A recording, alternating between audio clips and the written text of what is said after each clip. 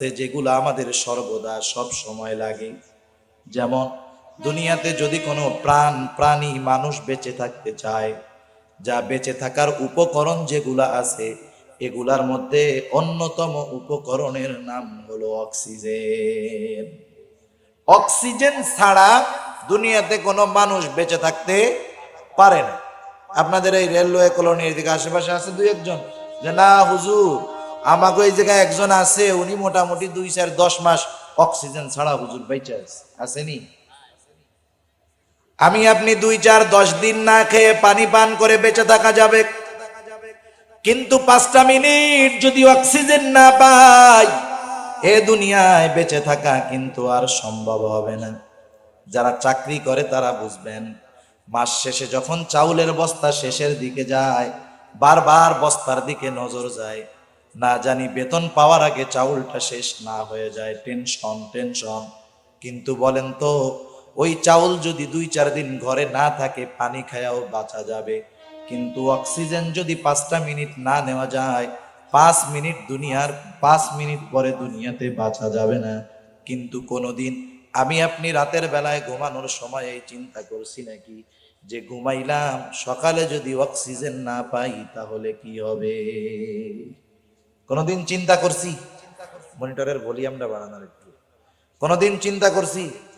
চিন্তা করি নাই। কেন? এই নেয়ামত আল্লাহ তাআলা এত দামি, 5 মিনিট না থাকলে দুনিয়ায় থাকা যাবে না, কিন্তু এত সহজে আল্লাহ দিছে, সব জায়গায় পাওয়া যায়। সুবহানাল্লাহ। টাকা দিয়ে কিনা লাগে না, কারো হাতে দেওয়া হয় নাই, কারো ক্ষমতার মুঠার মধ্যে দিয়ে দেওয়া হয় নাই যে যিনি দেশের প্রেসিডেন্ট হবেন অক্সিজেন বন্টনের দায়িত্ব তার থাকবে। তাইলে তো বিরোধী দল সব শেষ, ঠিক না? এর নিয়ন্ত্রণ রাখছে কে? আল্লাহ। অথচ কত দামি নেয়ামত, এমন এক দামি নেয়ামত, এটা সর্বোচ্চ দামি নেয়ামত নয়, আল্লাহ তাআলার পক্ষ থেকে আমাকে আপনাকে যেই নেয়ামত গুলা দেওয়া হয়েছে, আল্লাহর কসম সবচাইতে দামি যেই নেয়ামত সেটার নাম হলো ঈমান। কারণ একটা মানুষ যদি অক্সিজেনের অভাবে মারা যায়, সে যদি ইমানদার হয় ইমানের কারণে নাজাত পাবে, কিন্তু যত সুস্থ থাক, সম্পদ থাক, টাকা পয়সা থাক, ঈমান যদি না থাকে শেষ ঠিকানা হবে জাহান্নাম। ঠিক কিনা বলেন? ঈমান হলো সবচেয়ে দামি সম্পদ। কত দামি সম্পদ কেমনে বুঝাই? আল্লাহ সুবহানাহু ওয়া তাআলা এমন দামি এক নেয়ামত দিলেন যার মূল্যটা কত, রাসূল আকরাম সাল্লাল্লাহু আলাইহি ওয়াসাল্লাম একটা হাদিসের মাধ্যমে আমাদেরকে জানায় দেন। সচরাচর আমরা যখন বাজার থেকে কিছু কিনতে যাই, পণ্যের দাম নির্ধারিত হয় মোটামুটি 3 পদ্ধতিতে। কয় পদ্ধতিতে? যে কোনো জিনিস পণ্যের দাম 3টা সিস্টেমে নির্ধারণ করা হয়। কিছু ওজনের মাধ্যমে, কিছু সংখ্যার মাধ্যমে, কিছু পরিমাপের মাধ্যমে। কথা বুঝতেছেন? যেমন বাজারে যখন আমি ডিম কিনতে যাই, এই ডিমের দাম নির্ধারিত হয় সংখ্যার ভিত্তিতে। আমি যদি বাজারে যাই বলি যে ভাই দোকানদার আমার এক কাজ করেন, আধা কেজি ডিম দেন, তাইলে বলবে হুজুর এই জায়গায় রাখো না, পাবনা পাঠাইয়া দাও। ঠিক না? হুজুর ডিম কি কেজি দরে বিক্রয় করে নাকি? তাহলে ডিম বিক্রয় হয় সংখ্যার ভিত্তিতে। 1 ডজন ডিমের দাম মনে করেন 120 টাকা, তাইলে একটা ডিমের দাম হয় 10 টাকা। আবার এমন কিছু পণ্য আছে যেগুলা ওজন করে বিক্রয় করা হয়, যেমন চিনি, চাউল, ডাল, তেল। আপনি যদি বাজারের মধ্যে গিয়া বলি ভাই আমার 1 খালি চিনি দেন তো, 1 ডজন ডাউল দেন তো, তাহলে কি বলবে? বলবে এটারে পাবনা পাঠা, ওর মাথা ঠিক নেই। আবার কিছু জিনিস আছে পরিমাপের মাধ্যমে বিক্রয় হয়, যেমন কাপড়। আপনি যে যদি বলেন ভাই আমারে 1 খালি কাপড় দেন, আর নাইলে 1 কেজি কাপড় দেন তো, দেশে রাখবে না পাবনা পাঠাবে? তাহলে বোঝা গেল যে কোনো জিনিসের মূল্য নির্ধারণের এক পদ্ধতি হলো হয়তো পরিমাপের মাধ্যমে, না হয় ওজনের মাধ্যমে, না হয় সংখ্যার মাধ্যমে। ঈমানের দাম কিভাবে নির্ণয় করলো নবীজি? সহিহ মুসলিমের একটা হাদিসের মধ্যে আমাদেরকে জানায়া দেন, নবীজি বলেন কারো অন্তরের মধ্যে যদি জবের দানা পরিমাণ কল্যাণ থাকে, অর্থাৎ ঈমান থাকে, এই লোকটা যদি ওই জবের দানা পরিমাণ ঈমান সহ মৃত্যুবরণ করতে পারে, আর এই লোকটা যদি পাপের কারণে জাহান্নামী হয়, আল্লাহ তাআলার কাছে এই জবের দানা পরিমাণ ইমানের এত দাম, এত দাম। আল্লাহ তাআলা ওই জবের দানা পরিমাণ ইমানের কারণে একটা সময় তাকে জাহান্নাম থেকে জান্নাতের মালিক বানায়া দিবে। জবের দানা পরিমাণ ইমানের এমন দাম।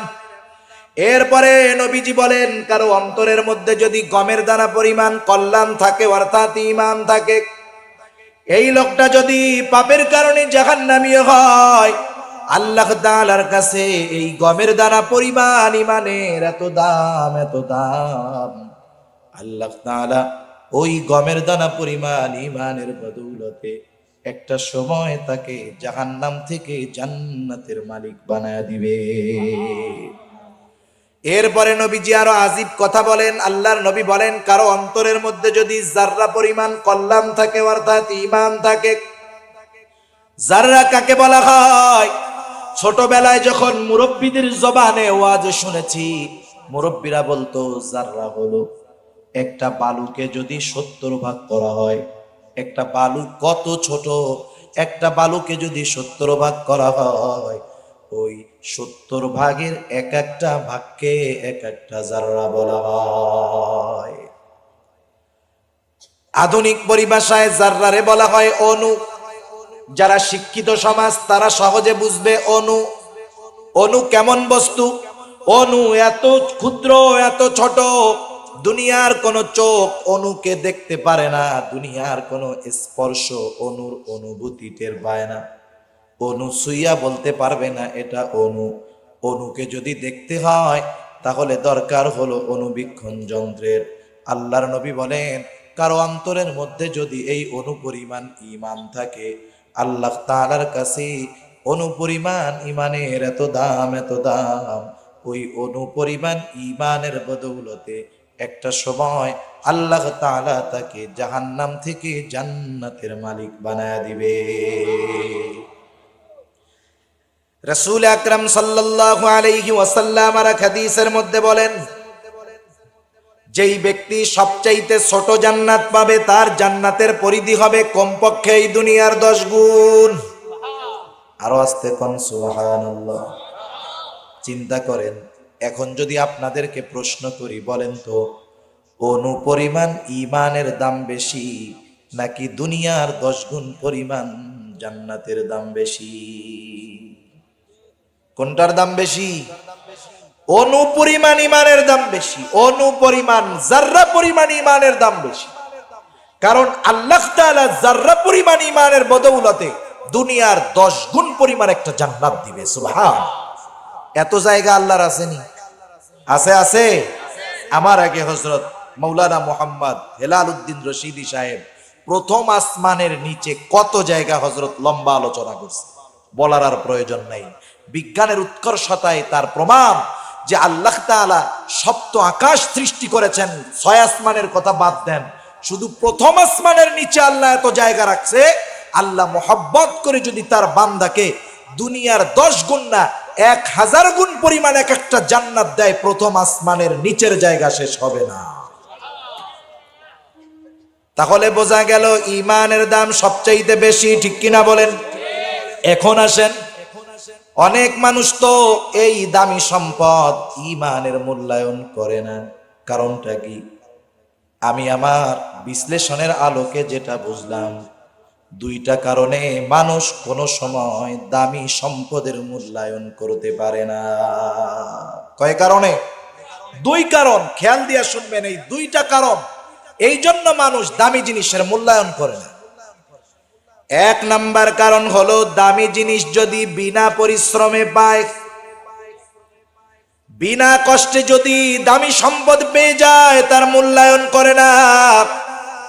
যেমন আমাদের সমাজে অনেক মানুষ আছে, বাবা কষ্ট করে পরিশ্রম করে সম্পদের পাহাড় গড়ায় গেছে, কিন্তু সন্তান 2-4-10 বছরের মধ্যে বাবার পাহাড় পরিমাণ সম্পদ শেষ কইরা ঋণের বোঝা গাড়ে নিয়ে ঘরে। আছে না নাই? অভাব নাই। আমরা কেন ঈমানের দাম বুঝি না? আমরা মনে করি যেটা, আমরা মনে করি আমার বাপ ঈমানদার, এই জন্য আমিও ঈমানদার। আমার মা ইমানদার, এই জন্য আমিও ইমানদার। আল্লাহর কসম, যদি ইমান উত্তরাধিকার প্রাপ্তে পাওয়ার অবস্থা থাকতো, তাহলে আমরা অতীতের অনেক নবীদের ব্যাপারে জেনেছি তাদের সন্তানেরা ছিল কাফের। ঠিক কিনা বলেন? নূহ আলাইহিস সালামের সন্তান কি ছিল? কাফের ছিল। তার মানে বোঝা গেল ঈমান এটা উত্তরাধিকার সূত্রে পাওয়া যায় না, বরং ঈমানের মতো দৌলত ইহসান করে দয়া করে দান করেন কে? আমরা তো মনে করি সহজে পাইছি, এই জন্য আমরা ঈমানের দাম বুঝি না। কিন্তু সাহাবায়ে কেরামের ইতিহাসের দিকে যদি তাকানো হয়, তাদের ইতিহাস, তাদের অতীত কেমন ছিল, সমগ্র দুনিয়ার বাদশাহী পায়ের কাছে তুলে ধরা হয়েছে। গোটা দুনিয়াকে লাথি মেরে তারা ঈমানকেই গ্রহণ করে নিয়েছে। রাসূল আকরাম সাল্লাল্লাহু আলাইহি ওয়াসাল্লামের একজন সাহাবী, তার নাম হলো আব্দুল্লাহ ইবনে হুযাফা রাদিয়াল্লাহু তাআলা আন। আব্দুল্লাহ ইবনে হুযাফা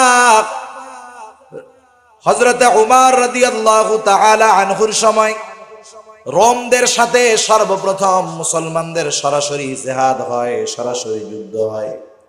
এর আগে তাবুক নামে একটা যুদ্ধ হয়েছিল, ইসলামের ইতিহাসে আছে। এটাও মূলত রোমদের সাথে যুদ্ধ হওয়ার কথা ছিল, কিন্তু আল্লাহ তাআলা রাসূল আকরাম সাল্লাল্লাহু আলাইহি ওয়াসাল্লাম রোম সৈন্যদের সাথে মুখোমুখি সংঘর্ষের পূর্বে আল্লাহ তাআলা রোম সৈন্যদের অন্তরে নবীজির ভীতি ঢুকায়া দিলেন। বিনা যুদ্ধে আল্লাহর নবী রোমদের বিরুদ্ধে জয়ী হন। কিন্তু সর্বপ্রথম মুখোমুখি যুদ্ধ হয় হযরত ওমর রাদিয়াল্লাহু তাআলা আনহুর সময়। রাসূল আকরাম সাল্লাল্লাহু আলাইহি ওয়াসাল্লামের প্রিয় সাহাবী হযরত ওমর রোমদের বিরুদ্ধে সেনাবাহিনী পাঠায়া দিলেন। অপর দিক দিয়া রোম সম্রাট তার রাজ দরবারের মধ্যে সবার সাথে মিটিং করতেছে। আমরা তো এখন পর্যন্ত মুসলমানদের সাথে সরাসরি কোনো যুদ্ধ করি নাই, তাদের যুদ্ধ কৌশল, রণকৌশল সব আমাদের কাছে অপরিচিত। গোয়েন্দা প্রধানকে ডাক দিয়ে রোম সম্রাট বললেন, যাও মুসলমানদের সৈন্য শিবিরের মধ্যে চলে যাও, যা খোঁজ খবর নিয়ে আসো, তাদের সৈন্য সংখ্যা কত, অস্ত্রগুলা কেমন, সব ডিটেলস আইনা আমার কাছে জানাবা। গোয়েন্দা প্রধান কয়েকদিন পরে সব খবরাখবর নিয়ে বাদশার কাছে হাজির। বাদশাহ একের পর এক প্রশ্ন করে, গোয়েন্দা প্রধান জবাব দেয়। বাদশাহ বলে, ও গোয়েন্দা, মুসলমানদের সৈন্য সংখ্যা কত? গোয়েন্দা বলে, বাদশাহ নামদার, চিন্তা করবেন না, মুসলমানদের সৈন্য সংখ্যা আমাদের অর্ধেকও হবে না, বরং সৈন্য সংখ্যার দিক দিয়ে আমরা দ্বিগুণ। দুনিয়ার মানুষ আমরা কি মনে করি, আমার দলের লোক বেশি তো আমার পাওয়ার বেশি, ঠিক না? রোম সম্রাট একটু খুশি হয়েছে, যাক তাইলে তো সৈন্য আমার বেশি, অসুবিধা নাই। রোম সম্রাট বলে, গোয়েন্দা, চতুর্দিক দিয়া মুসলমানদের বিজয়ের ধ্বনি শুনি, বিজয়ের কথা শুনি, বড় বড় শক্তি তাদের কাছে পরাজিত, সৈন্য সংখ্যা যদিও কম, আমার একটু বলো তাদের অস্ত্রগুলা কি অনেক আধুনিক নাকি? লোক যদি কম হয়, অস্ত্রের যদি বল থাকে, তাইলে অল্প লোক বেশি লোকের উপরে জয় পেয়ে যায়। মনে করেন একদিক আছে 15 জন হাতে লাঠি, আর একদিকে একজন তার হাতে একটা অস্ত্র, তাইলে এই 15 জন ওই একজনের কাছে কিছু আসে যায়? বলেন, অস্ত্রের জোরে একজন ওই 15 জনের চাইতে বেশি শক্তিশালী। তাইলে মুসলমানদের অস্ত্রগুলা কি ভালো নাকি, আধুনিক নাকি, যার কারণে অল্প সৈন্য হয়েও বিপুল সৈন্যের বিরুদ্ধে তারা জয়লাভ করে? গোয়েন্দা বলে, না বাদশাহ নামদার, তাও না, মুসলমানদের অস্ত্র আধুনিক না, তাদের চাইতে আমাদের অস্ত্র অনেক আধুনিক এবং অনেক শক্তিশালী অস্ত্র। এইবার বাদশার মনের মধ্যে চিন্তা আসলো, বলে, গোয়েন্দা, তাহলে মুসলমানেরা যুদ্ধের ময়দানে যে বড় বড় প্রতিপক্ষকে হারায়া জয় অর্জন করে, কারণ কি? অস্ত্র নাই, সৈন্য সংখ্যাও বেশি নাই, কারণটা কি? গোয়েন্দা বলে, আমি কয়েকটা কারণ অনুসন্ধান করে পেয়েছি। 1 নাম্বার কারণ, মুসলমানেরা যখন যুদ্ধের ময়দানে যায়, মুসলমানেরা যুদ্ধের ময়দানে 2টা উদ্দেশ্য নিয়ে যায়। একটা হলো হয়তো শহীদ নয়তো গাজী, তারা যুদ্ধের ময়দান থেকে ফিরে আসতে রাজি নয়। বরং তাদের তামান্না থাকে শাহাদাত অর্জন করবে, যুদ্ধের ময়দানে জীবনটা বিলায় দিবে। কিন্তু আমাদের সৈন্যবাহিনী টাকা দিয়ে যুদ্ধে পাঠায়, বাধ্য হয়ে যুদ্ধে যায়, যার কারণে প্রতিপক্ষের কঠোর আক্রমণ হলে তারা ফিরে আসে। আর মুসলমানেরা জীবন দেওয়ার জন্য যুদ্ধের ময়দানে যায়, এজন্য কখনো তারা পিছু হটে না। বাদশা বলল, দুনিয়ার মানুষ বেটা বাঁচতে চায়, বাঁচার জন্য কতজন কত কিছু করে, আর ওরা মরতে চায় কোন উদ্দেশ্যে? ওদের কি স্ত্রী সন্তান নাই? ওদের কি পরিবার পরিজন নাই? দুনিয়ায় বেঁচে থাকার আশা নাই? বলে বাদশা নামদার, সব আছে, স্ত্রী আছে, সন্তান আছে, পরিবার আছে, সব আছে। শাহাদাত এদের তামান্না, কারণ হলো ওরাও তো এক সময় দুনিয়াদার ছিল, সম্পদের লোভ ছিল, স্ত্রী সন্তানের মায়া ছিল। কিন্তু যখন ওরা বিশ্ব নবীজির ছোঁয়ায় ঈমানের মতো দৌলত লাভ করলো, তাদের সামনে দুনিয়াটা তুচ্ছ হয়ে গেল। তাদের এই পরিপূর্ণ প্রতিদানের কারণ হলো তারা এক সময় বেদিন ছিল, এখন তারা ঈমানের মতো দৌলত অর্জন করেছে। সুবহানাল্লাহ। বাদশা একটু অবাক হয়ে গেলেন, এগুলা মানুষ না ফেরেশতা, এগুলোর দেখার দরকার। সেনা প্রধানকে ডাক দিয়ে বলে, ও সেনাপতি শোনো, যুদ্ধের ময়দানে ফলাফল যা হয় হোক, কিন্তু আমার মনের বড় তামান্না, আমি ওই মুসলমান সৈন্যবাহিনীদেরকে একটু দেখতে চাই। সেই জন্য কিছু জীবিত সৈন্য যদি আটক করতে পারো, আমার কাছে রাজধানীতে পাঠায়া দিবা। আমি তাদের ঈমানের পরীক্ষা নিয়ে দেখব যে তারা কি সত্যই তাদের ঈমানকে সবচাইতে দামি মনে করে কিনা। আব্দুল্লাহ ইবনে হুযাফা রাদিয়াল্লাহু তাআলা আনহু একটা ছোট গ্রুপের নেতা ছিলেন। তার সাথে 40 জন সৈন্য ছিল। আব্দুল্লাহ ইবনে হুযাফা 17-18 বছর বয়সের একজন যুবক, যুদ্ধের ময়দানে লড়াই করতেছে। হঠাৎ করে কাফেরদের হাতে উনি ওনার 40 জন সদস্য সহ আটক হয়ে গেলেন। বাদশার আদেশ, এই 40 জনকে পাঠায় দেওয়া হলো রাজধানীতে। বাদশার কাছে খবর দেওয়া হলো, বাদশা নামদার, মুসলমানদের একটা দল আমাদের হাতে বন্দী, আপনি আদেশ করলে আপনার সামনে হাজির করা হবে। বাদশা বলে, আগামী দিন সকাল বেলায় আমার দরবারে সবাইকে হাজির করবা। বিশেষ দরবার ডাকা হলো, সবাই দরবারে হাজির। বাদশা এসে আদেশ করলো, যাও নিয়ে আসো এই 40 জন।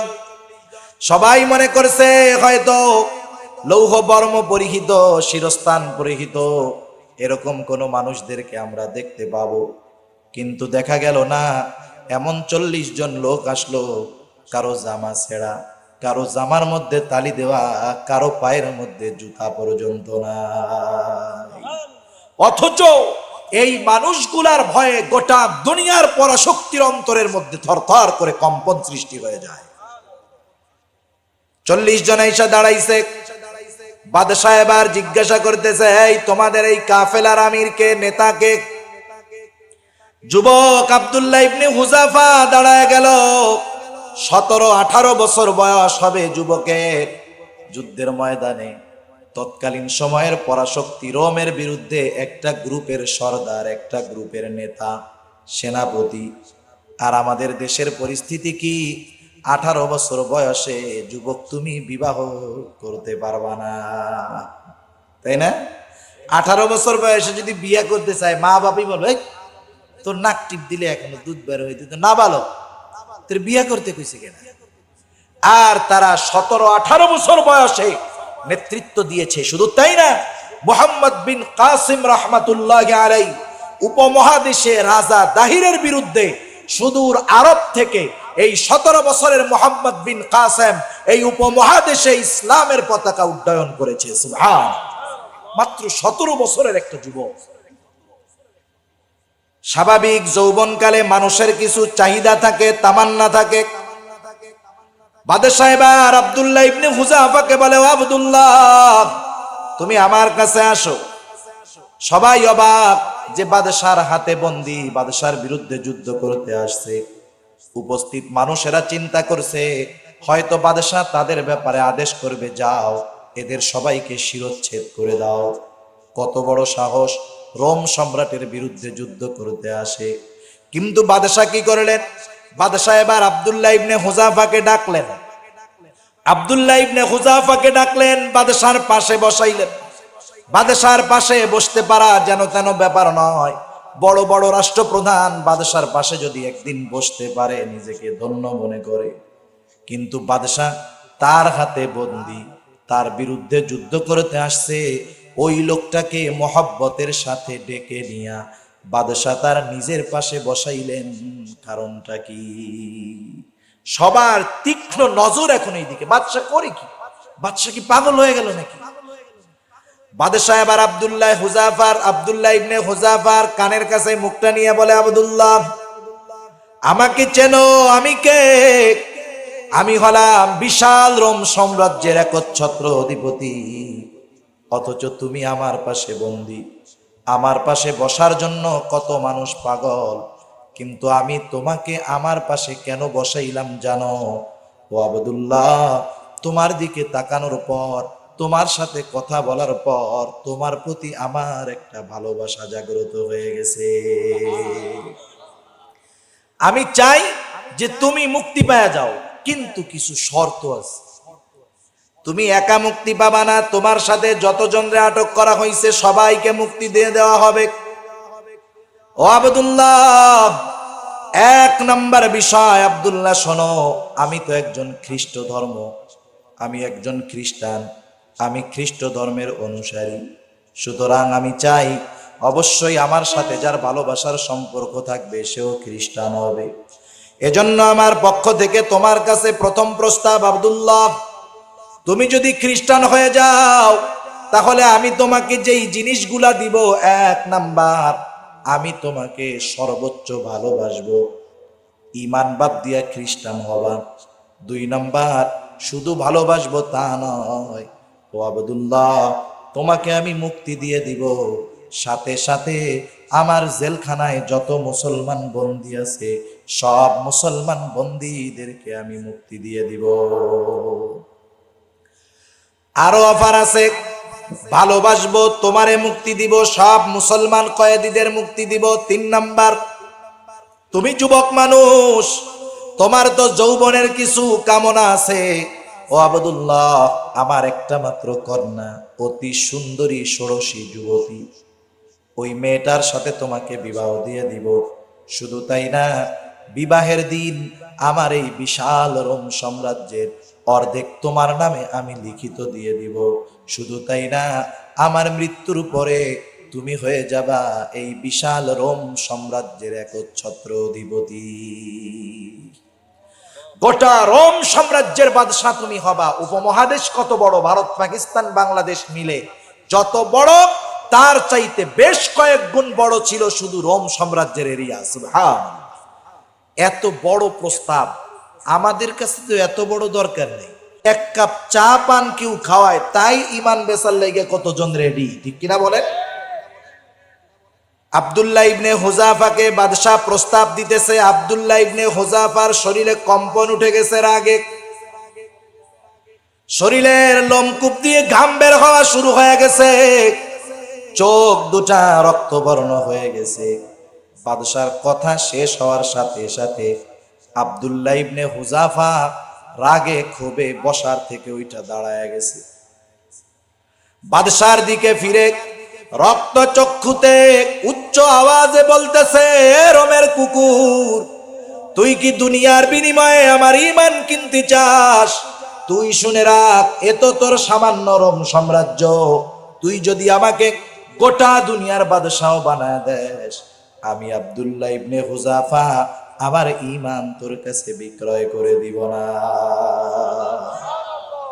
একটা জিনিস চিন্তা করেন, রোম সাম্রাজ্যের অধিপতি, তার আঙ্গুলের ইশারায় হাজার হাজার মানুষের জীবন চলে যায়। বাদশার সামনে এত বড় ধমক, দরবারের সব হতবাক হয়ে গেছে। কি হলো এটা? কারণ ওই চোখগুলা কোনোদিন এই দৃশ্য দেখে নাই যে রোম সাম্রাজ্যের অধিপতির সামনে চোখ রাঙিয়ে কোনো মানুষ ধমকের সাথে কথা বলতে পারে। এ দৃশ্য রোমের মানুষ কোনোদিন দেখে নাই। কেমন মানুষ? বাদশার হাতে বন্দী, বাদশাহ কত বড় অফার দিল, আর বাদশারে ধুমকি দিয়ে চুপ বানায় দিছে। এক ধমকে বাদশাহ হতবাক, সাথে সাথে রাগে ক্ষোভে অন্দর মহলে চলে গেল। ভেতরে গিয়া ডাক দিয়েছে, এই সেনাপতি, ওরে জেলখানার মধ্যে আটকায় রাখ। কত বড় সাহস, আমার প্রস্তাব সরাসরি নাকচ করে দিল, আমাকে হুমকি দামকি। আমি এর শেষটা দেখেই ছাড়বো। কি করব বাদশা নামদার? জেলখানার পাহারাদারকে বলা হলো, শোনো, ওকে জেলখানার মধ্যে আটকায় রাখবি, খাবারও দিবি না, পানিও দিবি না। জেলখানা আটকায় রাখ, খাবারও নাই, পানিও নাই। অপর দিক দিয়ে ডাক্তার, তার শাহী ডাক্তার যে, তাকে বইলা রাখছে, ডাক্তার প্রতিদিন খোঁজ খবর রাখবি, যখন দেখবি খাবারের অভাবে মারা যাওয়ার মতো অবস্থা, আমার কাছে আইসা খবরটা জানাবি। এক সপ্তাহ পার হয়ে গেছে, যুবক আব্দুল্লাহ ইবনে হুযাফা খাবারও নাই, পানিও নাই, এতটা দুর্বল, জেলের মধ্যে শুয়ে আছে, বোঝা যায় না যুবক আব্দুল্লাহ বেঁচে আছে নাকি দুনিয়া থেকে চলে গেছে। অবস্থা এত দুর্বল, আমরা 2 বেলা না খাইলে তৃতীয় বেলা শুয়ে পড়ি, কায়দ হইয়া শেষ, ঠিক না? রোজার দিন সেহরির সময়, আমরা তো সেহরির সময় হলো যত লোড হয়, এখান থেকে চিটাগাং থেকে ট্রাকগুলা যায় না, এই বড় বড় কন্টেনার যায়, যেগুলো 6 চাকার ট্রাক, ওই যে ছোট কন্টেনার লাগানো থাকে। একদিন এক প্রয়োজনে বিপদে পড়ে আমি ট্রাকে উঠছি, ওইগুলাই সর্বোচ্চ 10 টন নেওয়ার নিয়ম।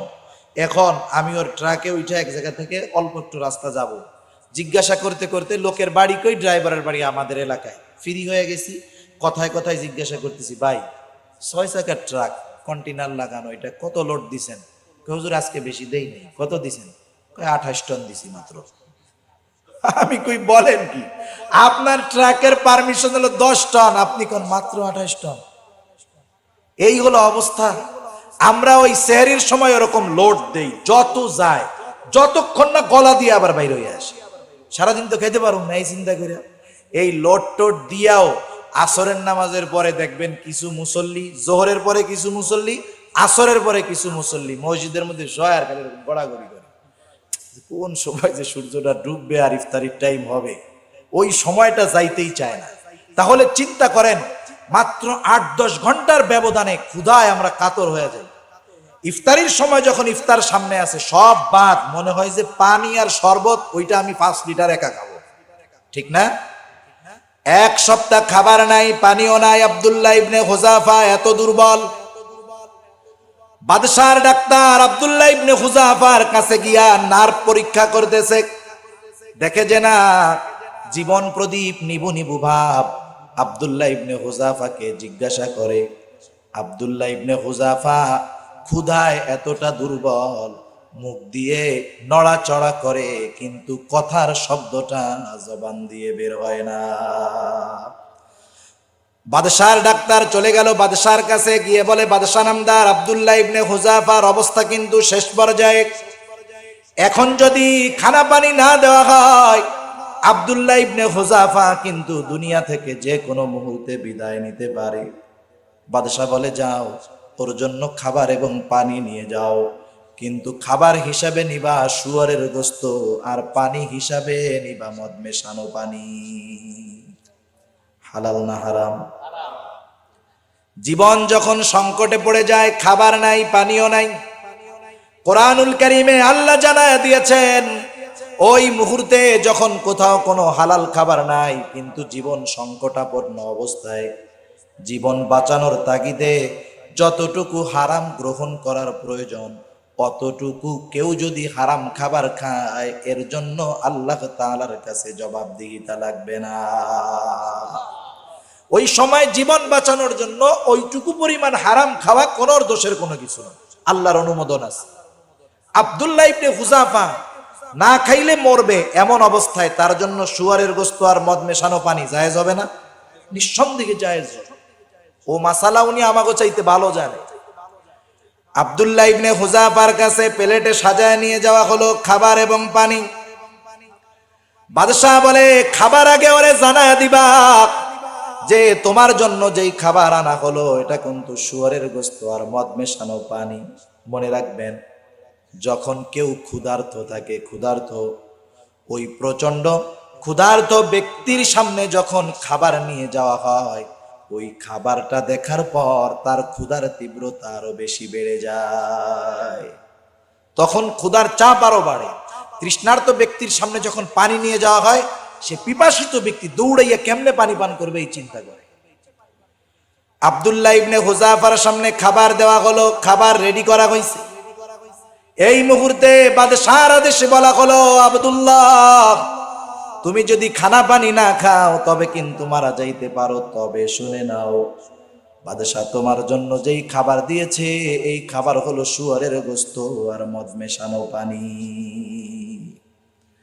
আব্দুল্লাহ ইবনে হুযাফার ঈমানকে দুর্বল বানানোর চেষ্টা, প্রথম চেষ্টা হইছে লোভ দিয়ে, সম্পদের লোভ, নারীর লোভ, রাজত্বের লোভ, লোভ দিয়া কাজ হয় নাই। এবার হলো কষ্ট দেওয়া শুরু হয়েছে। আবার হারাম খাবারের একটা প্রভাব আছে, যারা হারাম খায় তাদের ঈমানি নূর নষ্ট হয়, আমলের মজা চলে যায়। বাদশাহ তাওরাতের আলেম ছিল, সে খুব ভালো মতো জানে। আব্দুল্লাহ ইবনে হুযাফাকে যখন খাবার দেওয়া হলো, বলা হলো শুয়োরের গোশত আর মদ মেশানো পানি। মনে রাখবেন, দেহের বল একরকম, ঈমানের বল কিন্তু আর এক রকম। দেহের শক্তি একরকম, ঈমানের শক্তি কিন্তু আর এক রকম। আব্দুল্লাহ ইবনে হুযাফার সামনে যখন হারা দেওয়া হলো, দুর্বল আব্দুল্লাহ ঈমানি শক্তিতে বলিয়ান হয়ে বলে, ডাক্তার এ খাবার আমার সামনে থেকে সরায় ফেল। আব্দুল্লাহ জীবন দিয়ে দিবে, তবু আব্দুল্লাহ হারাম খাবার ঠোঁটে লাগাবে না। সাথে সাথে বাদশাহর কাছে চলে গেল ডাক্তার, বলে বাদশাহ কাজ হলো না, কি করা যায়? বাদশাহ সব সিস্টেম প্রয়োগ করে এবার কঠোরতা অবলম্বন করলো। বলল পরের দিন সকালে আব্দুল্লাহ ইবনে হুযাফাকে আমার সামনে হাজির করবেন। বাদশাহ দরবারের মধ্যে বসলেন। সকালবেলা আদেশ করা হলো, যাও আব্দুল্লাহ ইবনে হুযাফাকে আমার সামনে হাজির করো। যুবক আব্দুল্লাহ, সুঠাম দেহি আব্দুল্লাহ, 8 দিন খানাও নাই পানিও নাই, এতটা দুর্বল, নিজে হেঁটে আসতে পারে না। দুইজনের কাঁধে ভর দিয়ে আব্দুল্লাহ ইবনে হুযাফা বাদশার সামনে আসলো। আর একদিক দিয়ে বাদশাহ আদেশ করেছে যে এইখানে বড় পাতিলের মধ্যে তেল গরম কর। ফুটন্ত তেল, গরম তেল টকবক করতেছে। এক পাশে ফুটন্ত তেলের বড় ডেক, আর এক পাশে আব্দুল্লাহ ইবনে হুযাফা দুইজনের কাঁধে ভর করে। আব্দুল্লাহ ইবনে হুযাফাকে বাদশাহ বলে, আব্দুল্লাহ এখনো সময় আছে, আমার কথা যদি তুমি মেনে নাও আমি তোমাকে ক্ষমা করে দিব। ওই যে প্রথম যেই জিনিসগুলা দিতে চাইছি সবগুলা তোমাকে দেওয়া হবে, শুধুমাত্র ঈমান ছাড়ো, খ্রিস্টান হও। দুর্বল আব্দুল্লাহ ওই দুইজনের কাঁধে ভর করা এতটা দুর্বল, ওই সময় বলে বাদশাহ আব্দুল্লাহ জীবন দিবে তবু ঈমান দিবে না। সারা দুনিয়ার মুফতি একমত, প্রত্যেকটা সাহাবী, সারা পৃথিবীর সব মুফতিরে এক পাল্লায় দিলে যা হবে, একজন সাহাবী তারে যদি আর এক পাল্লায় দেওয়া হয় অগণিত গুণ বেশি মর্যাদাবান হবে একজন সাহাবী। ঠিক কিনা বলে? কম্পেয়ার করার সুযোগ নাই, তুলনা করার সুযোগ নাই।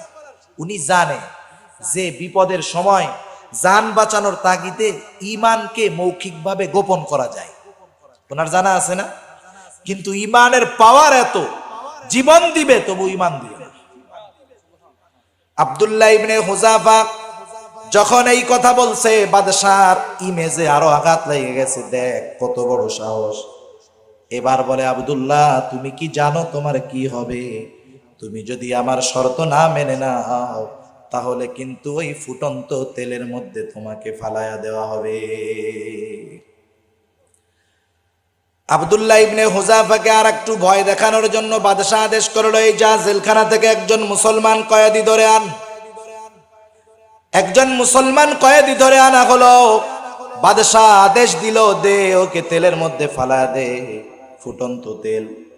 যুবক মানুষ ওকে যখন ফালায়া দিল, মুহূর্তের ভিতরে উত্তপ্ত তেলের মধ্যে মাংস থেকে হাড্ডিগুলো আলাদা হয়ে গেল, কিমা ভাজার মতো হয়ে গেছে। বাদশাহ বলে, আব্দুল্লাহ দেখছো এমন পরিণতি তোমারও হবে, এখনো সুযোগ আছে, কথা মেনে নাও। আব্দুল্লাহ ওই অবস্থার পরেও বলে, বাদশাহ আব্দুল্লাহ জীবন দিয়ে দিবে তবু ঈমান দিবে না।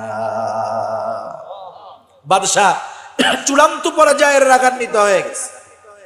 বাদশাহ এবার বলে, যা ওরেও তেলের মধ্যে ফালায়া দেখ। এইবার জল্লাদ দুইজন ধরে ধরে আব্দুল্লাহ ইবনে হুযাফাকে তেলের দিকে নিয়ে যায়। আব্দুল্লাহ ইবনে হুযাফা চোখ দিয়ে পানি পড়া শুরু হয়ে গেছে, কান্না করা শুরু করে দিয়েছে। ওরা তো মনে করতেছে মনে হয় ভয়ে কান্না করে। একজন আইসা বাদশার কাছে বলে, বাদশাহ নামদার, আব্দুল্লাহ ইবনে হুযাফার চোখে তো এখন পর্যন্ত পানি দেখি নাই, কিন্তু আপনি তাকে তেলে ফালায়া দেওয়ার আদেশ করার পর তার চোখের মধ্যে পানি দেখা যায়। হয়তো আব্দুল্লাহ ইবনে হুযাফার মা বাবার কথা মনে পড়তেছে, পরিবার পরিজনের কথা মনে পড়তেছে। আব্দুল্লাহ ইবনে হুযাফার হয়তো নিজের জীবনের জন্য মায়া লাগতেছে, এই জন্য মনে হয় ভয়ে কান্না করে। এইবার একটু বইলা দেখেন শুনতে পারে। বাদশাহ ডাক দিয়ে বলে, আব্দুল্লাহ দাঁড়াও, কান্না করো কেন? আব্দুল্লাহ ইবনে হুযাফাকে বলে, কান্না করো কেন? জীবনের জন্য মায়া হয়, পরিবারের জন্য মায়া লাগে নাকি? আব্দুল্লাহ ইবনে হুযাফা বাদশার প্রশ্নের জবাবে বলে, না বাদশাহ, না না, মুসলমান কখনো মৃত্যুকে ভয় পায় না। আমি তো চিন্তা করতেছি এইটা, যে আমার আল্লাহ আমাকে একটা মাত্র জীবন দিয়েছে, একটা মাত্র জীবন। ঈমানের জন্য, আল্লাহর জন্য আমি আমার এই জীবনটাকে একবার মাত্র উৎসর্গ করতে পারবো। কিন্তু আমার তো মন চায় আমার আল্লাহ আমাকে শত শত জীবন দিবে, আর ঈমানের জন্য আমি আমার শত জীবনকে শতবার কোরবানি করে দিব। তারা আল্লাহর কাছে বলে, আল্লাহ শত জীবন দেন, ঈমানের জন্য শত জীবনকে শতবার কোরবান করব।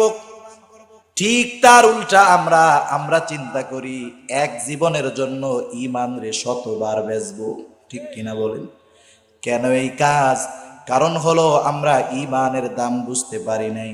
সাহাবারা ঈমানের দাম বুঝতে পেরেছে বিদায় সারা দুনিয়া তাদের পায়ের কাছে ছিল, লাথি মেরে দিয়েছে, কিন্তু ঈমানকে ছাড়ে নাই। সেজন্য আমরা আল্লাহ তাআলার রহমত, ঈমানের মতো দৌলত পেয়েছি। দুনিয়ার সব কিছু ত্যাগ করার প্রস্তুত থাকবো, কিন্তু ঈমান ছাড়বো না ইনশাআল্লাহ। এই প্রতিজ্ঞা করা যাবে না ইনশাআল্লাহ? তাহলে আল্লাহ তাআলার মেহমান হওয়ার 1 নাম্বার শর্ত হলো এই দামি সম্পদ ঈমান। 2 নাম্বার শর্ত, আল্লাহ তাআলা বলেন ওয়া আমিলুস সলিহাত, আমলে সালেহ। মনে রাখতে হবে সব আমল কিন্তু আমলে সালেহ না। আমরা যারা নামাজ পড়ি সব নামাজ আমল, কিন্তু সব নামাজ আমলে সালেহ না। আমলে সালেহ হলো ওই আমল যেই আমলটা আল্লাহর দরবারে গৃহীত হওয়ার তথা কবুল হওয়ার যোগ্যতা রাখে। সেজন্য আমাদের আমলকে আমলে সালেহ হিসাবে পরিণত করতে হবে। আমলে সালেহ হওয়ার জন্য আমাদের নামাজ, রোজা, হজ, যাকাত, দান, সাদকা এটা আমল, কিন্তু এই আমলটা যদি আমলে সালেহ হতে হয় 4টা জিনিস লাগে। কয়টা জিনিস লাগে?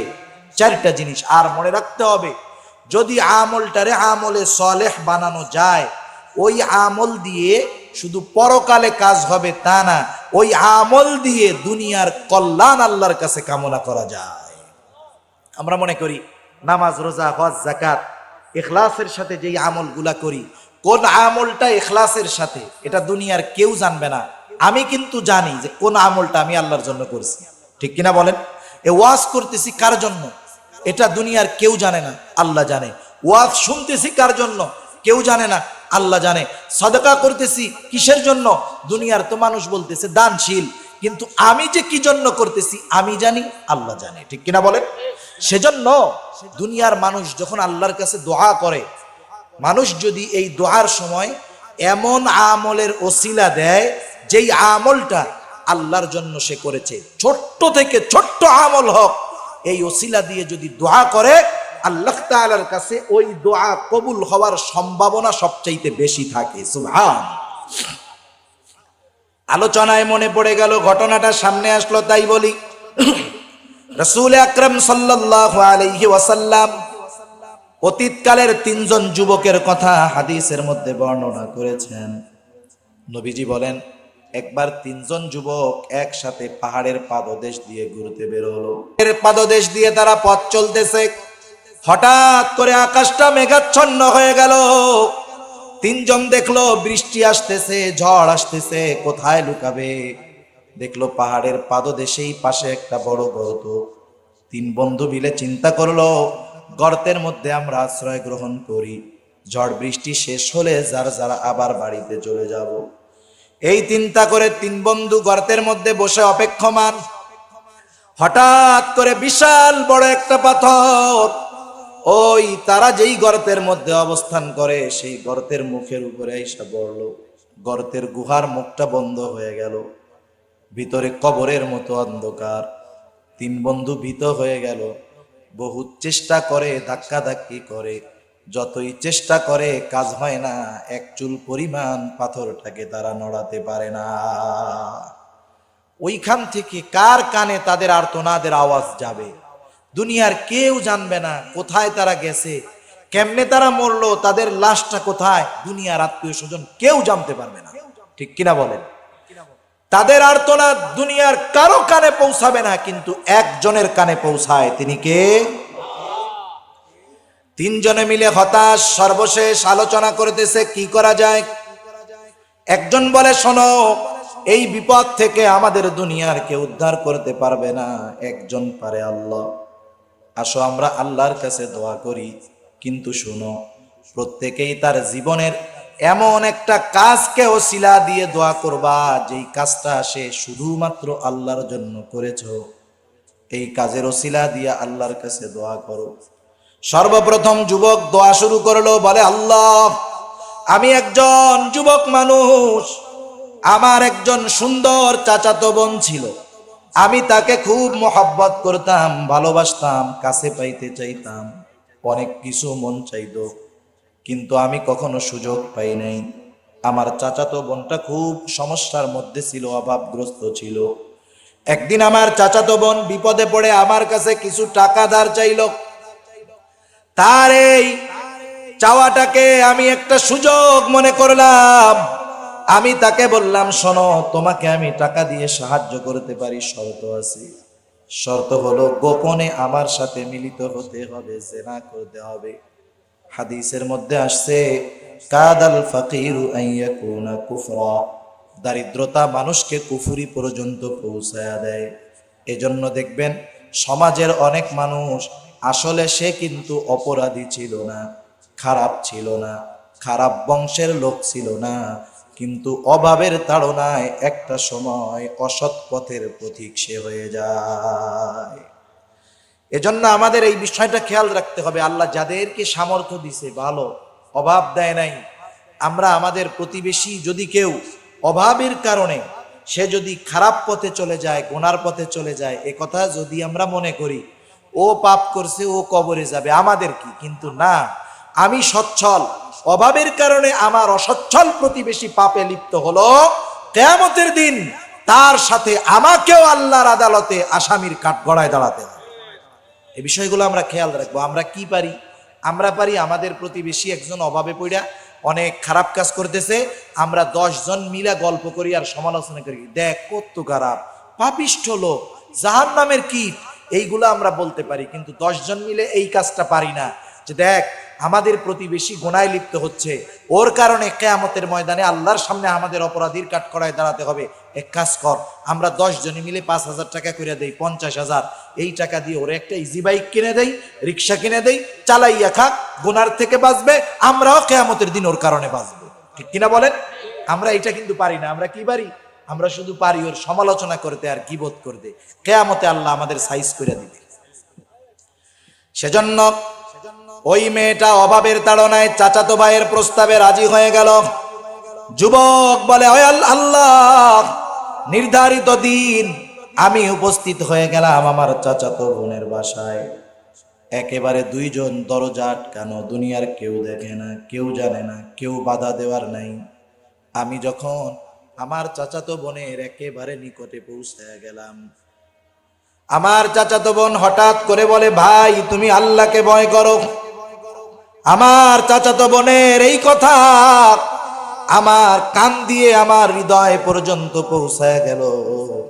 আয় আল্লাহ, আমি ওইখান থেকে ফিরে আসলাম যেখান থেকে ফিরে আসার মতো অবস্থা কারো থাকে না।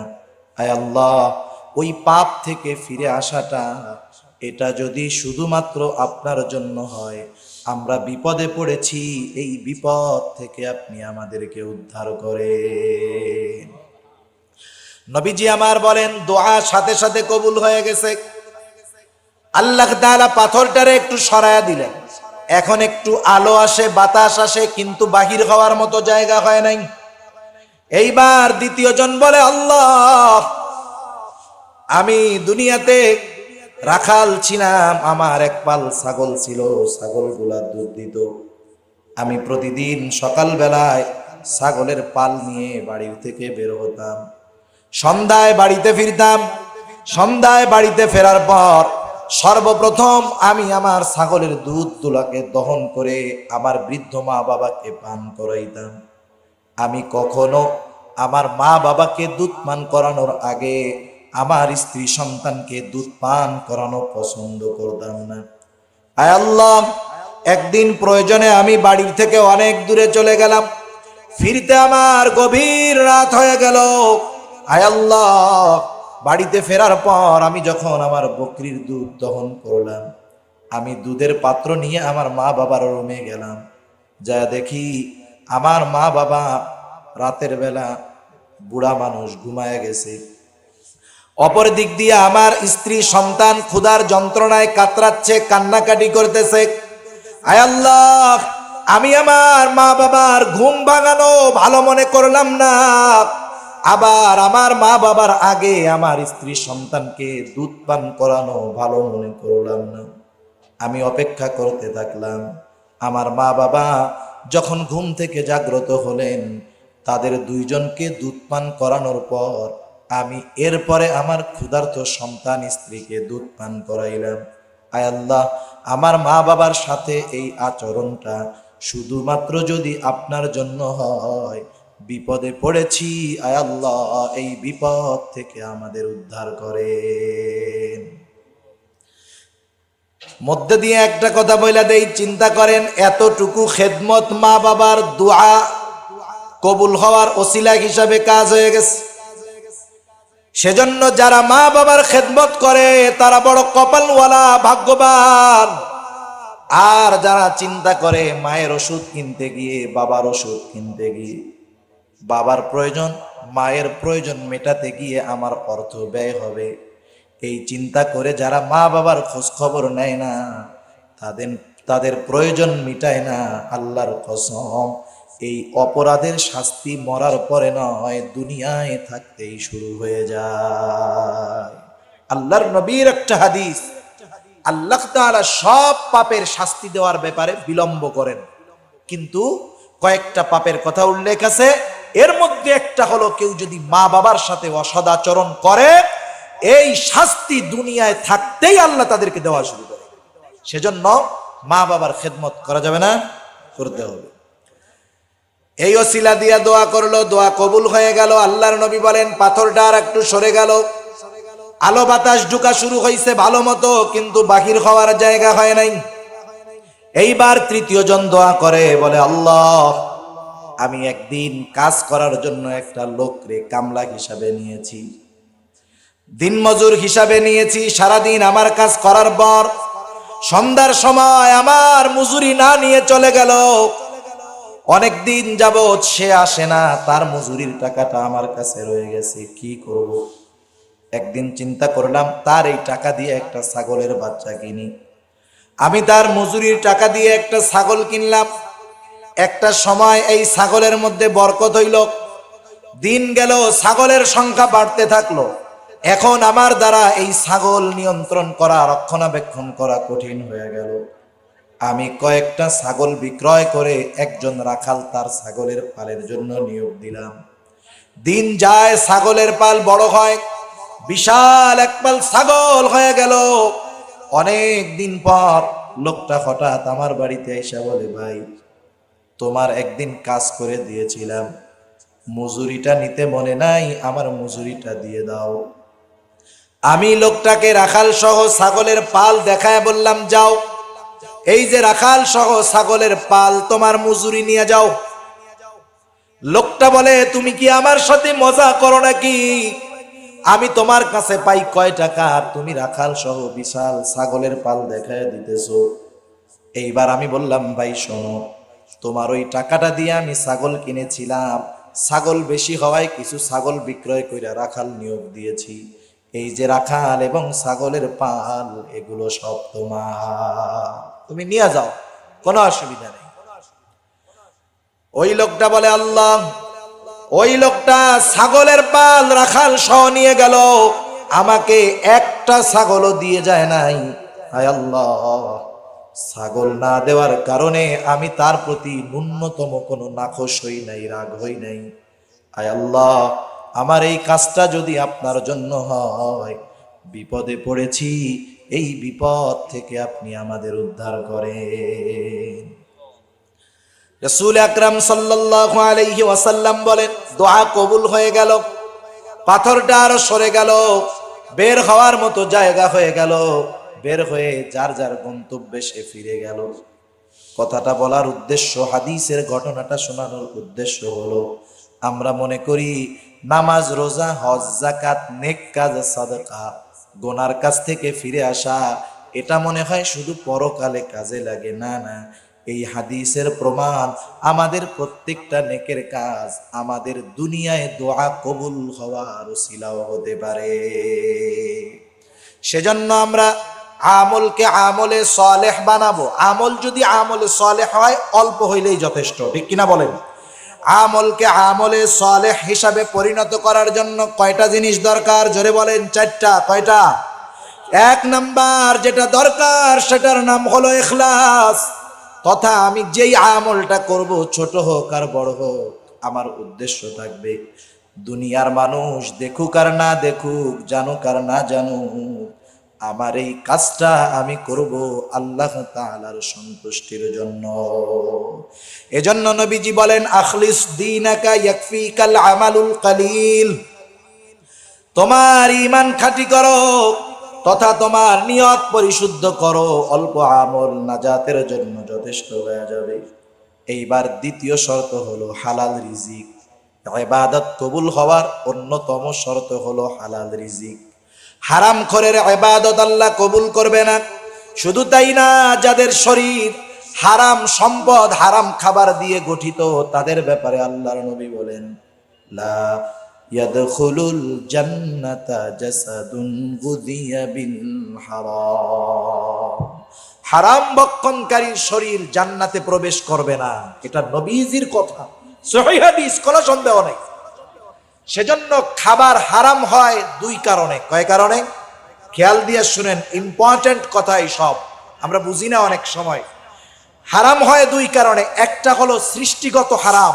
সৃষ্টিগত হারাম মানে শুয়ারের গোস্ত, মদ, কুকুরের গোস্ত, এগুলা হারাম সৃষ্টিগতভাবে, এগুলা কোনোদিন হালাল হবে না।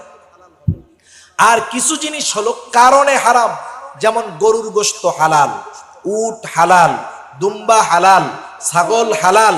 এখন কেউ যদি এই উট, গরু, দুম্বা আল্লাহর নাম ব্যতীত, আল্লাহর নামকে ছেড়ে দিয়ে, ইচ্ছা করে আল্লাহর নাম বাদ দিয়ে অন্য কারোর নাম নিয়ে জবাই দেয়, নিঃসন্দেহে ওই গরুর গোস্ত হালাল থাকবে না, হারাম হয়ে যাবে। তাহলে বোঝা গেল, একটা সৃষ্টিগত হারাম, আর একটা হালাল, তবে কারণে হারাম হয়। এখন আসেন, আমাদের সমাজে আমরাও অনেক সময় সম্পদ দিয়ে, টাকা দিয়ে, কেউ হারাম টাকা দিয়ে হালালটা কিনে। এখন কেউ যদি হালালটা হারাম টাকা দিয়ে হালাল জিনিস কিনে, গরুর গোশত কিনে, ওই গরু ইমাম সাহেব আল্লাহর নামে জবাই দিয়েছেন, কোনো অসুবিধা নেই, হালাল গোশত।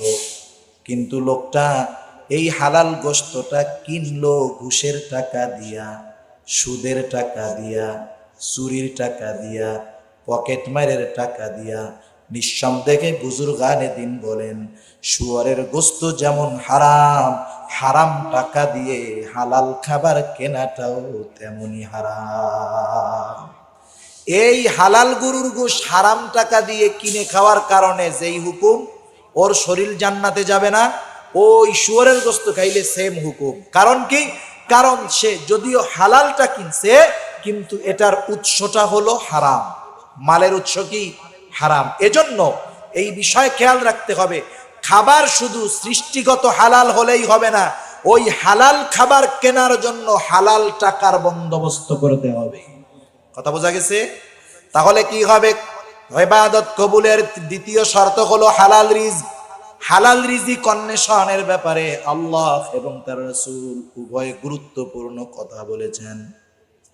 কোরআনুল কারীমের সূরাতুল জুমুআহ, এই সূরার মধ্যে আল্লাহ তাআলা বলেন, ফাইদা কুদিয়াতিস সালাতু ফান্তাশিরু ফিল আরদি ওয়াবতাগু মিন ফাদলিল্লাহ।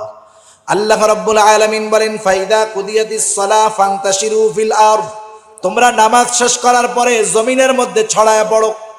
মুফাসসিরিনে কেরামের মধ্যে কোন কোন মুফাসসির বলেন, এখানে সালাত দ্বারা ফজরের সালাত তথা ফজরের নামাজ উদ্দেশ্য। ফজরের নামাজ শেষ কইরা ফান্তাশিরু ফিল আরদ, জমিনের মধ্যে ছড়ায় পড়বা। কেন? আল্লাহ তাআলা বলেন, ওয়াবতাগু মিন ফাদলিল্লাহ, জমিনের মধ্যে ছড়ায় পড়ো আর আমি আল্লাহর অনুগ্রহ সমূহ থেকে অনুগ্রহ অন্বেষণ করো। আর আল্লাহর অনুগ্রহ থাকে হালাল রিজিকের মধ্যে। কিসের মধ্যে?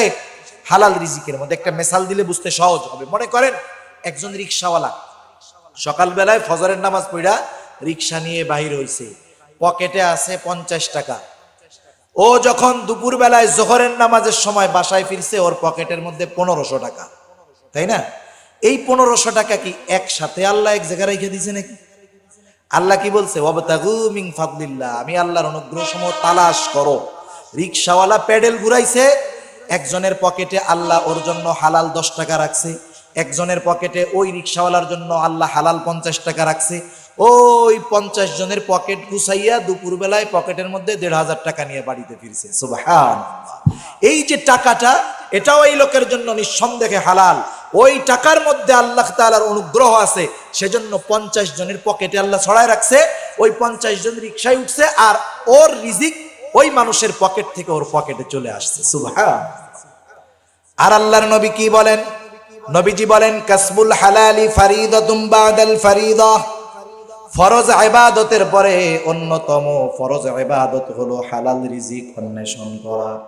সেজন্য ইবাদত কবুলের দ্বিতীয় শর্ত হলো হালাল রিজিক। খাবারটা যেমন হালাল হতে হবে, ওই খাবার কেনার টাকাটাও অবশ্যই হালাল হতে হবে। ইবাদত কবুল হওয়ার তৃতীয় শর্ত তথা আমলে সালেহ হওয়ার তৃতীয় শর্ত হলো আমলটা সুন্নাহ পদ্ধতিতে করতে হবে। আমি আপনি নিজের মন গড়া যদি আমল করি, সেই আমল আল্লাহর দরবারে কবুল হবে না। নবীজি যেভাবে আমাকে আপনাকে আমল করতে বলছে, নামাজ যেভাবে নবী পড়তে বলছে সেইভাবে পড়তে হবে, যেভাবে পর্দা করতে বলছে সেইভাবে পর্দা করতে হবে, যেভাবে আমাকে আপনাকে গোটা জিন্দেগির মধ্যে আল্লাহর নবী চলতে বলছে সেইভাবে যদি না চলি, আমার আমল আল্লাহর কাছে গ্রহণযোগ্য হবে না। আমরা তো অনেক সময় মনে করি যে নবীজি যেটা করছে ওইটা সুন্নত। সুন্নাত বলতে আমরা কি বুঝি? সুন্নাত বলতে আমরা অনেকে বুঝি যে সুন্নাত হলো করলে সওয়াব, না করলে গুনাহ নেই। সহজে এটা বুঝি না? এই বুঝ ভুল, কোনো সন্দেহ নেই। কারণ কি? কারণ কিছু সুন্নাত আছে, নবীজির কাজ কাম এটাই সুন্নাত, কিন্তু কিছু সুন্নাত আছে যেগুলা ফরজ, না করলে গুনাহ।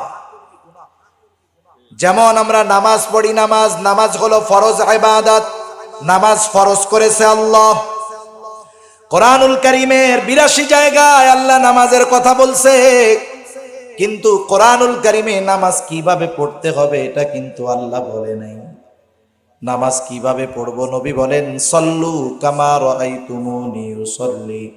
আল্লাহ নামাজ ফরজ করেছে, তোমরা নামাজ কিভাবে পড়বা? আমি নবীকে যেভাবে নামাজ পড়তে দেখো তোমরা সেইভাবে নামাজ পড়ো। আমরা যেই নামাজ পড়ি সেটা নবীর দেখানো নামাজ পড়ি। বলতে পারেন হুজুর, নবীর তো জিবরাইল আলাইহিস সালাম দেখায়া দিছে। সে কথা বাদ, কিন্তু আমরা জিব্রাইলের অনুসরণ করি না, অনুসরণ করি নবীর। এজন্য নামাজের মধ্যে রুকু করা ফরজ। এই রুকুর কথা আল্লাহ বলছে, কিন্তু শিখায়া দিয়েছে নবী, ঠিক কিনা বলেন? এই রুকু যেমন ফরজ তেমন সুন্নাত, এই সুন্নতটা হলো ফরজ সুন্নাত। সেজন্য কিছু সুন্নাত আছে ফরজ, আবার কিছু সুন্নাত আছে ওয়াজিব। যেমন সারা দুনিয়ার মুহাক্কিক মুফতিয়ানে কেরাম একমত, যাদের দাড়ি এক মুষ্টির বেশি লম্বা হয়, যাদের হয় না তাদের ভিন্ন, কিন্তু যাদের হয় করতে দেয় না তাদের ব্যাপারে বলতেছি। সারা দুনিয়ার মুফতিয়ানে কেরাম বলেন দাড়ি কমপক্ষে যার এক মুষ্টির বেশি লম্বা হয় কমপক্ষে এক মুষ্টি রাখতে হবে। দাড়ি রাখা সুন্নাত, এক মুষ্টির বেশি রাখতে হবে। যদি কেউ না রাখে এই সুন্নাত, যদি মনে করে যে রাখলে সওয়াব না রাখলে গুনাহ নাই, তা হবে না। বরং দাড়ি রাখা এমন সুন্নাত, ওয়াজিব সুন্নাত, এক মুষ্টি কমপক্ষে রাখতে হবে, নাইলে ওয়াজিব তরকের গুনাহ সব সময় হবে। আল্লাহ যাদের নাই তাদের রাখার তৌফিক দিক। জোরে বলি আমিন, আরো জোরে বলি আমিন। আসলে মুসলমান যারা, মুমিন যারা, কার মনের মধ্যে ঈমান আছে, অন্তরে ঈমান আছে, বোঝা যায় তখন যখন সে কোনো নেকের কাজ করতে পারে না, কিন্তু নেকের কাজের ব্যাপারে তার কি লাগে? আফসোস লাগে, হায় রে আমি যদি করতে পারতাম। এজন্য অনেক সময় যারা দাড়ি রাখে না, অনেকে তাদেরকে আমরা তিরস্কার করি। খবরদার, আমরা তাদের বলবো ভাই তুমি দাড়িটা রাখো, আল্লাহ তোমার আরো বরকত দিবে। অনেকে দুনিয়ার পেরেশানিতে, চিন্তায়, পরিস্থিতির শিকার হয়ে দাড়ি রাখতে পারে না। আমরা তাদের অনুগ্রহ করব, কখনো তাদেরকে কথার দ্বারা ছোট করব না। কথা বোঝা গেছে? এরপরে আসেন, কিছু সুন্নাত আছে আমল করলে সওয়াব, না করলে গুনাহ নাই। আবার কিছু সুন্নাত আছে এমন যেটা দুনিয়ার কাজের সাথে লাগা দিলে ওই দুনিয়ার কাজটাও আল্লাহর দরবারে আমল বলে গৃহীত হয়ে যায়। যেমন বাথরুমে যাওয়া, ইস্তেঞ্জা করা, প্রস্রাব পায়খানা করা, এটা দৈনন্দিন সবাই করি। সবাই করি না?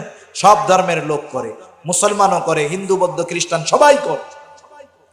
এখন যদি কেউ এক সপ্তাহে একবারও পায়খানা না করে, তার মনে হয় সগীরা কবিরা গুনাহ হবে? হবে? যদি ডেলি 10 বার করে একটা সওয়াব হবে। বোঝা গেল এই কাজ করলেও সওয়াব নাই, বেশি করলেও সওয়াব নাই, না করলে সওয়াবও নাই, গুনাহও নাই। কিন্তু কেউ যদি এই বাথরুম করতে যাওয়ার সময় শুধু নিয়ত আর পদ্ধতিটাকে পরিবর্তন করে, ইবাদত হয়ে যাবে।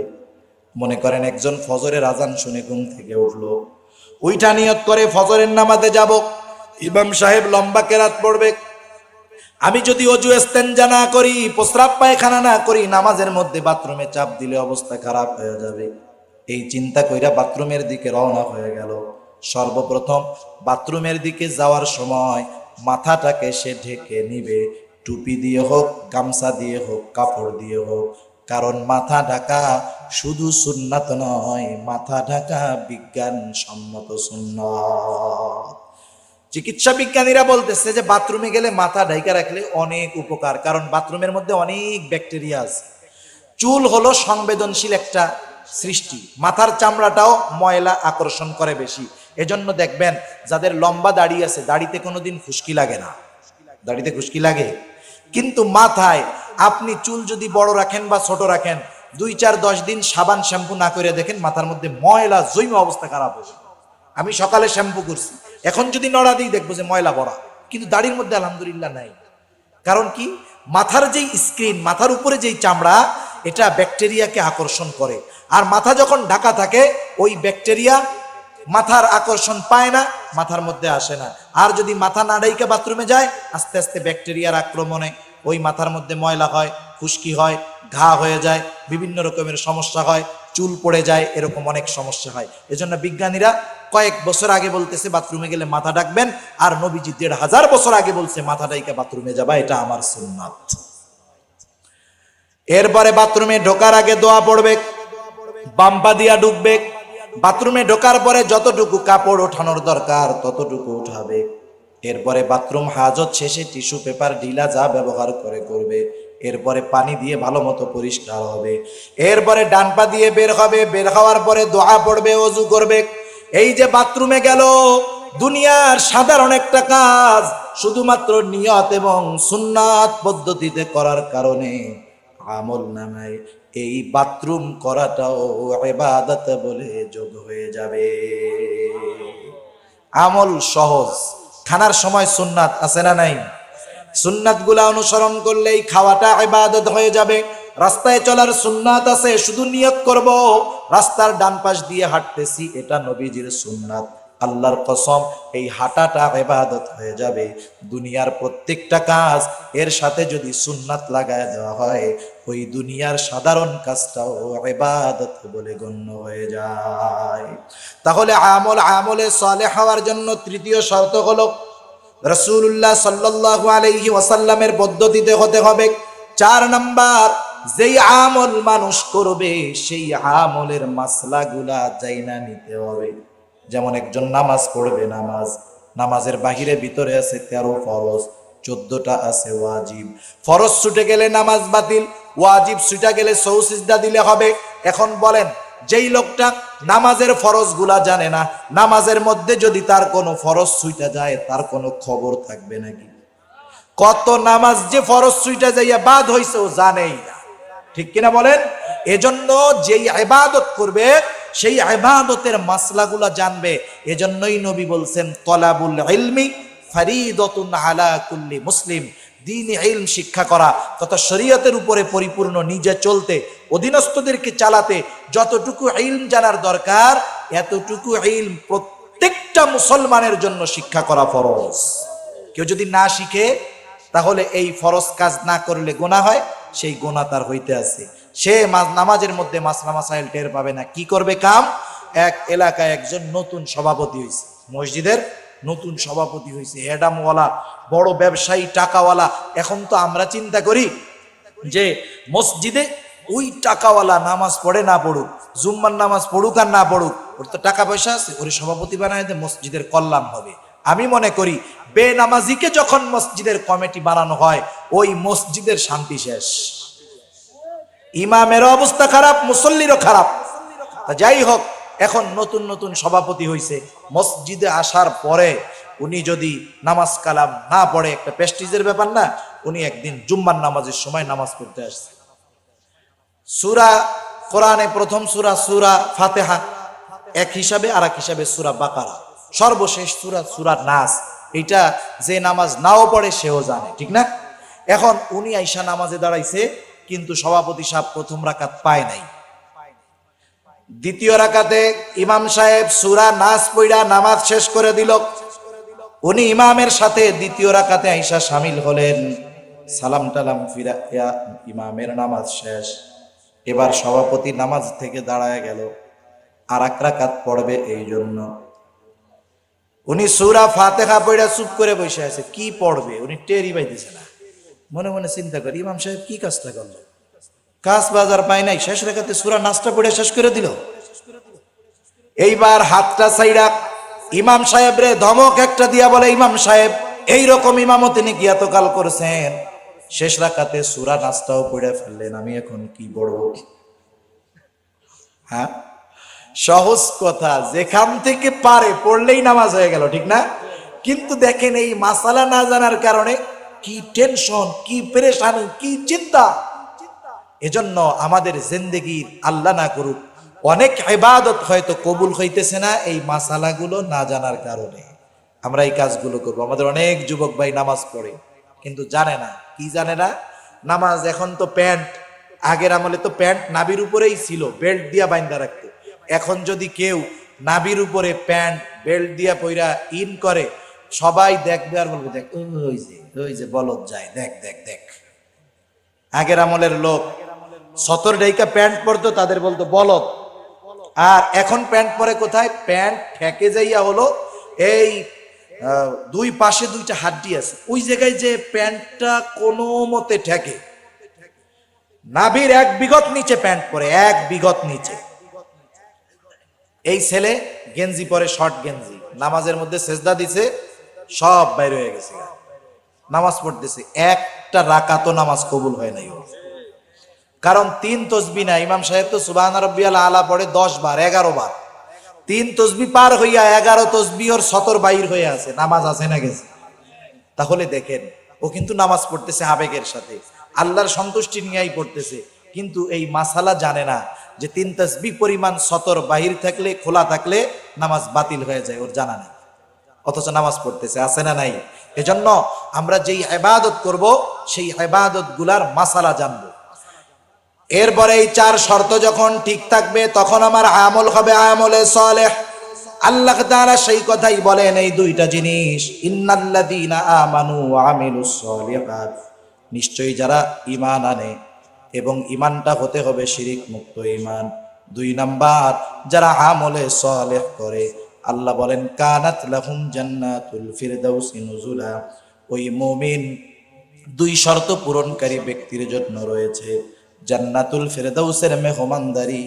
আল্লাহ জানায় দেন, ও আমার গোলাম, তুমি হবা জান্নাতুল ফিরদাউসের অনন্তকালের মেহমান, আমি আল্লাহ হয়ে যাব অনন্তকালের মেজবান। আল্লাহ তাআলা আমাদের সবাইকে জান্নাতুল ফিরদাউসের মেহমান হিসাবে কবুল করুন। জবান খুলে বলি আমিন, আরো জোরে বলি আমিন। ওয়া আখিরু দাওয়ানা আনিল হামদুলিল্লাহি রাব্বিল আলামিন। কেউ যাবেন না, বসেন, দোয়া করে আমরা যাব, কারণ আল্লাহর নবী বলেন ইন্নামাল আমালু বিল খাওয়াতিম। অনেক মানুষ আছে